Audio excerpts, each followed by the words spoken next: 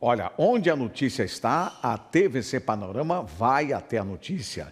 A gente vai a Brasília agora para falar com o secretário da Pessoa Idosa, a Secretaria da SPI, Secretaria da Pessoa Idosa de Balneário Camboriú, e o secretário está lá em Brasília porque ele foi apresentar, ele foi convidado para ir até o Senado Federal. Na verdade, eu vou deixar para ele contar essa história. Ele fez algumas palestras e também divulgar o trabalho realizado na Secretaria da Pessoa Idosa em Balneário Camboriú. O secretário Claudir Marcel está aqui na tela da TVC, na capital federal, nos atende para falar sobre o projeto Centro-Dia, que realmente é um sucesso. Secretário Claudir Marcel, nosso Centro-Dia aqui de Balneário Camboriú pode ser implantado de forma nacional? Boa tarde.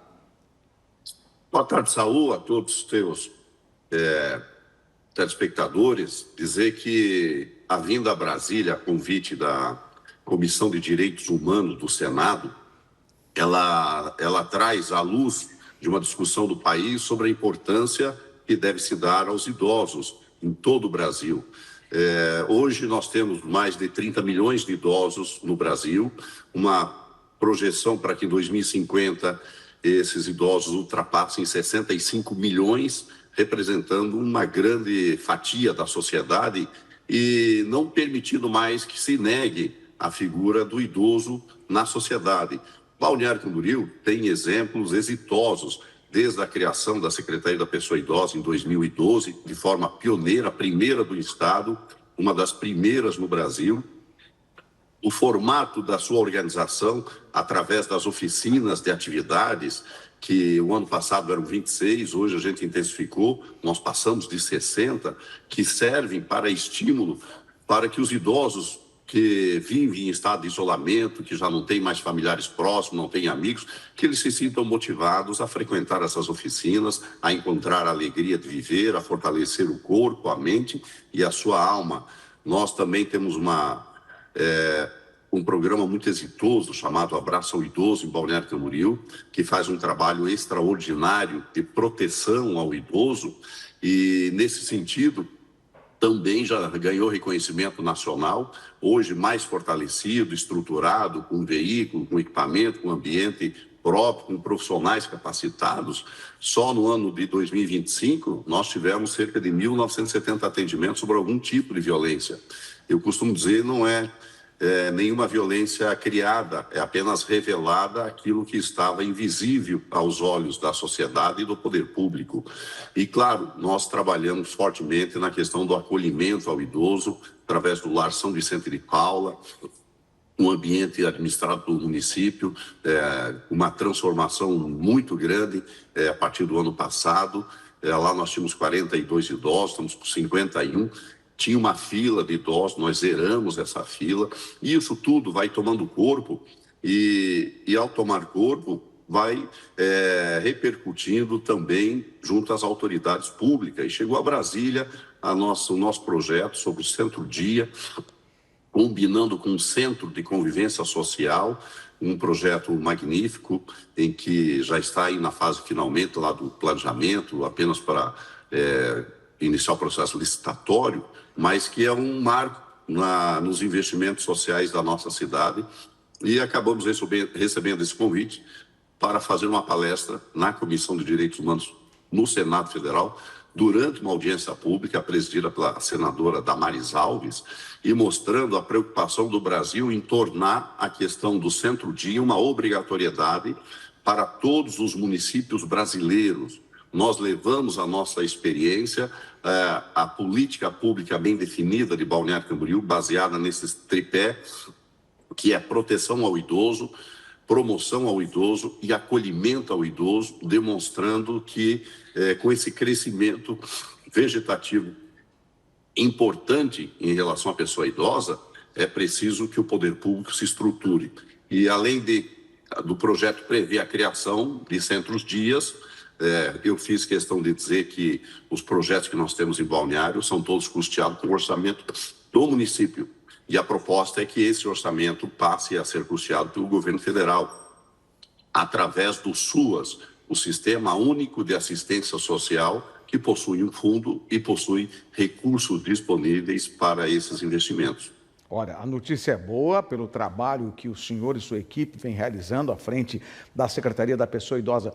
Essa instalação em outros municípios e se tornando uma política não mais do município de Balneário Camboriú, mas sim nacional, está prevista para acontecer a partir de quando, secretário? Olha, o projeto já foi apresentado ao Senado. Esta é uma audiência pública que compõe o projeto de lei, né, por exigência do trâmite parlamentar. E, olha, é um trabalho de convencimento dos demais senadores em que possam entender a urgência, a necessidade de estender a mão à população idosa do nosso Brasil. Repito, hoje são mais de 30 milhões de idosos no Brasil. Só a população de idosos no Brasil é maior do que a população da Argentina, da Itália inteira. Veja que são muitos seres humanos, cada um com um tipo de necessidade, e o Centro-Dia é para atender aqueles casos mais urgentes, de grau 2 e 3, do idoso que tem uma casa, tem uma família, mas que a família precisa trabalhar e que ele precisa de cuidados, então ele precisa estar amparado num projeto chamado Centro-Dia, estruturado com atendimento médico, psicológico, de fisioterapeuta, de alimentação, de cuidados, tudo que o idoso precisa ter em casa, ele terá nesse Centro-Dia. Então, creio que a figura do idoso ganha destaque nacional, ele passa a ocupar uma posição importante na agenda dos presidenciáveis, acredito que dos governadores, também os candidatos a governadores, para que o poder público entenda que uma cidade boa para o idoso é uma cidade boa para todos. Veja, se uma calçada é boa para o idoso, ela também é boa para uma senhora grávida, para uma pessoa com deficiência, para uma pessoa obesa, para uma criança, é boa para todos. Se o idoso pode andar com segurança na cidade, então a cidade é segura para todos, né? Então, nesse sentido, nós vamos entendendo que tratar da figura da pessoa idosa não é algo que diz respeito somente a quem é idoso, né? Eu tenho 55 anos, fiz segunda-feira, dia 10, mas estou trabalhando, primeiro, por uma sensibilidade social, uma oportunidade que a prefeita Juliana Pavan nos deu, e principalmente baseado na sensibilidade dela, né, de permitir que nós pudéssemos desenvolver esses projetos voltados às pessoas, mas também preparar um futuro para todos, né? Então, discutir a questão da pessoa idosa é um compromisso de quem é idoso e de quem não é idoso, porque quem não é idoso, um dia vai ficar. Só não vai ficar idoso se morrer antes. E morrer ninguém quer, né? Certo. Bom, com o avançar de tudo isso, inclusive aí em Brasília, provavelmente o senhor vai viajar por boas cidades brasileiras, né? Por várias cidades brasileiras, para poder explicar exatamente como é que funciona esse modelo bem sucedido, que é justamente o que já foi aprovado aqui em Balneário, agora indo. E aí a pergunta é: a partir de quando começa, principalmente, essas suas colocações de como funciona o Centro-Dia do Idoso em Balneário Camboriú? Olha, nós conseguimos conversar muito bem com a senadora Damares, que conhece bem Balneário Camboriú, fez muitas deferências elogiosas.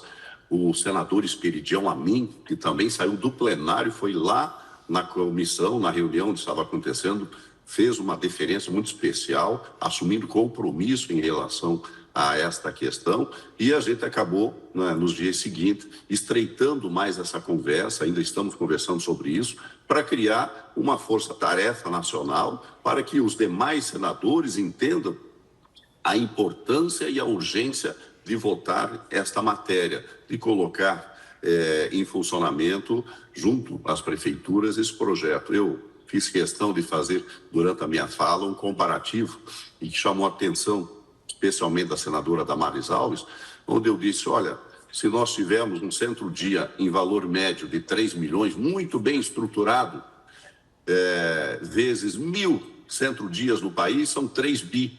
Só o Banco Master levou 60 bilhões do povo brasileiro. Então, o problema do Brasil não é orçamentário nem financeiro, é de eleger prioridades para o nosso povo, em especial para os idosos que não podem esperar.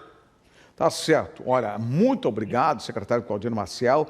A gente vai seguir acompanhando a tramitação agora para que haja realmente a instalação daquilo que deu certo, começou em Balneário Camboriú e agora deve se expandir pelo restante do país uma política pública de cuidado com os idosos que tanto fizeram para que a gente pudesse ter tudo que tem nas mãos hoje. Obrigado, secretário. Boa estada aí na capital federal. Eu que agradeço, um abraço a todos. Bom, o senhor perdeu o baile de gala ontem, né? Aí na Perdi o baile de gala. Pois é, mas eu vou te convidar. Mas recebi as fotos, né? Foi um espetáculo. Tá bom, você vai ficar aqui na tela da TVC, porque agora nós vamos, te agradeço, né? Mas nós vamos assistir agora, o senhor está convidado para assistir como foi, as imagens do baile de gala. Vamos lá, eu, Claudir, e você que está em casa, vamos acompanhar agora. A Secretaria da Pessoa Idosa de Balneário Camboriú realizou um baile de gala voltado ao público da terceira idade, proporcionando uma tarde de confraternização, música e muita animação aos participantes. Os idosos, eles gostam de baile, né? Então, eu tive a ideia da gente o quê? Fazer aleatoriamente bailes durante o mês, né? Cada mês vai ter um baile diferente. Esse foi o baile de gala, o próximo mês talvez seja o baile das nações, e assim a gente sucessivamente vai fazer até o final do ano. Cada mês vai ter um baile diferente. Além da programação musical, com a apresentação de uma dupla sertaneja que embalou o público com um repertório especial, os participantes aproveitaram os momentos de diversão e descontração com sorteio de brindes durante a celebração. É uma ótima ideia, né? Porque nós aqui na SPI, a gente é bem acolhida, nós temos as atividades, né, corporais, nós temos na quinta-feira mateada, nós temos, hoje está começando esse baile, é maravilhoso. Então, tudo que a gente faz aqui é bem-vindo. Eu estou gostando muito e as minhas amigas também estão gostando bastante. Tá bem divertido, as músicas boas, então tudo o baile bem divertido. E para encerrar o evento, foi servido uma tradicional galinhada com salada, preparada especialmente para a ocasião. A valorização da pessoa idosa. Secretário Claudir, o senhor não estava no evento, recebeu as fotos, mas agora viu filmagem, tudo lá. E eu também mostrei durante a minha fala no Senado um pouco dessas oficinas, né, que impressionou os presentes lá, no sentido de que há muito para se fazer ainda para os idosos. E eles querem tão pouco que muda muito a vida deles. Tá certo. Para finalizar, como é que está o tempo em Brasília? Seco, bem seco. Olha, um choque térmico. Aí está frio, chuvoso e aqui seco. É verdade. 30 graus. A previsão é para a tarde de hoje, muita chuva aqui em todo o estado de Santa Catarina. Secretário Claudir, parabéns aí pelo sucesso em Brasília, o sucesso que veio já aqui, né? Aqui em Balneário Camboriú. Muito obrigado pela sua presença e uma excelente tarde aí na capital federal. Eu que agradeço o carinho que vocês sempre têm pelos idosos e divulgando sempre o trabalho da SPI. Muito obrigado a todos. Peraí, antes de terminar, secretário, parabéns, né? O senhor fez aniversário dia 10 de agosto, então parabéns. Oi, muito obrigado. Aí, 55 anos, quase nos 60 já. Tá um garoto, tá novo. Tá, muito obrigado ao secretário, então, nos atendeu diretamente de Brasília, ele continua em Brasília, tem uma série de compromissos acontecendo em Brasília, que inclusive está fervilhando, está borbulhando. O assunto nos corredores também é a eleição de 2026. A partir da semana que vem, uma série de entrevistas vão acontecer aqui na tela da TVC, nosso programa especial Eleições 2026, com inserções dentro do nosso telejornal TVC News e também ao longo da programação, a programação importantíssima da TVC Panorama. Nós somos a TV Cultura para o estado de Santa Catarina. A Bianca Robles chega junto aqui na tela da TVC agora para falar do seu destaque, destaque esse que, infelizmente, alguns jovens acabaram desvirtuando, né? Bianca Robles, por favor, as informações com relação ao que nós recebemos, a informação que recebemos aqui desde ontem sobre uma suposta lista contendo o nome de alunas e o termo era estupráveis. Bianca. Exatamente, Saul. Foi, divulgada a informação, então, de que existiria essa lista feita por alunos aqui da UDESC. Um grupo de em torno de 6 alunos teriam feito, então, esta lista de alunas estupráveis aqui da UDESC. E, claro, agora nós estamos, então, com o diretor da UDESC, o Oséias, que vai contar um pouco para a gente quais as informações a UDESC tem sobre esse assunto e também quais foram as atitudes tomadas pela universidade. Boa tarde, Oséias, tudo bem? Seja bem-vindo. Conta para a gente um pouquinho das informações sobre este caso. Muito obrigado, boa tarde a todos, querido Saul. Então, é um tema extremamente delicado, é um tema que exige muita atenção da nossa universidade, mas eu quero tranquilizar toda a população, toda a nossa comunidade acadêmica, que não existe qualquer lista de estupráveis. O que existe atualmente é uma comissão de sindicância investigando dois estudantes que participavam de um grupo e a namorada de um desses membros do grupo acabou enviando o áudio e esse áudio começou a exceder o básico. Então, tivemos ali menções sobre misoginia, sexismo, que imediatamente a gente já desencadeamos o desligamento deles das bolsas e já começamos a investigar e encaminhamos as envolvidas, as alunas, para a delegacia, fazer um registro, um boletim de ocorrência, porque quando excede as nossas atribuições, isso é o que nós temos como prática. Sempre encaminhar para o poder judiciário, para a polícia, essa investigação. Então, eu quero tranquilizar totalmente a comunidade que essa lista não existe. Então, Zé, você está me dizendo que não existe essa lista falando sobre essas alunas, com foto dessas alunas, mas sim, né, com este grupo de 6 alunos, mas sim 2 alunos que estão sendo investigados após um áudio da namorada de um desses alunos terem divulgado e enviado para algumas dessas alunas aqui da faculdade, é isso mesmo? Então, a namorada de um dos alunos que pertence a esse grupo, ela enviou áudio, identificou ali mensagens de várias meninas, dos quais ela conseguiu encontrar o contato de uma delas. Nesse contato, ela enviou informações dela, áudio, dizendo que nesse grupo tinham informações dos quais chulas, informações sexistas, como nós falamos ali. Neste interim, a gente procedeu imediatamente um processo de oitivas. Chamamos os estudantes aqui, eles negaram, tentamos acessar a denunciante. No início conseguimos falar com ela, mas ela tornou transversal, e aí a gente queria em si saber mais informações e não conseguimos mais contato com ela. Nesse caso, o que a gente fez? Como são assuntos de extrema gravidade, a gente orientou as alunas procurarem a delegacia, registrarem um boletim de ocorrência e o andamento das investigações ainda não finalizaram. Assim que terminar, nós podemos dizer e retornar e se eles vão ser, então, expulsos, se eles vão ser advertidos, se eles vão ser suspensos. Mas até o momento, nós ainda não temos a materialidade para ter nenhuma conclusão em relação a esses 2 alunos. Os demais faziam parte, mas somente 2 alunos que fizeram, então, comentários impróprios. E vocês orientaram, então, as alunas a fazerem um boletim de ocorrência. Vocês têm a confirmação de que elas foram atrás e deram seguimento, registraram o boletim de ocorrência para que a polícia também possa investigar esse caso? Sim, elas registraram, inclusive nós temos uma professora aqui muito atuante nessa questão, uma defensora muito engajada na defesa da mulher, como toda a UDESC, e ela acompanhou, deu todo o suporte para que essas meninas se sentissem acolhidas. Em relação aos encaminhamentos administrativos, a gente só pode se limitar em cima da materialidade.